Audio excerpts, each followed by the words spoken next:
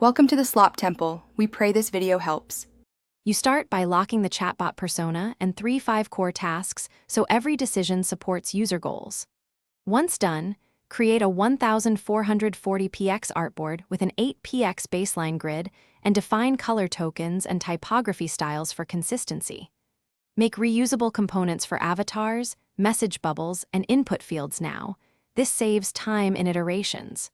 As you work, annotate permissions and microcopy rules so handoff to developers is clear and predictable. Now build the conversation logic. Sketch flow nodes for the happy path, then add 3 common edge cases like misunderstanding or timeout. Once mapped, create interactive components with variants for sent/, received/, typing/ error states, and wire them into a prototype using overlays and smart animate. Make sure triggers reflect real events. Input submit, quick reply tap, or timeout. Test transitions at 200-300 ms, easing to simulate human pacing and refine copy for clarity and brevity. Finish by preparing a clean handoff. Export tokens, component specs, and interaction notes so developers can implement behavior correctly.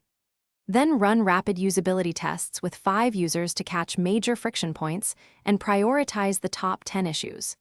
If things go wrong, isolate bugs in a dedicated fix file, apply small component-driven changes, and retest the same scenarios immediately. Make sure to document fixes and update the design system so regressions don't reappear. Thanks for watching. Consider subscribing if we helped you.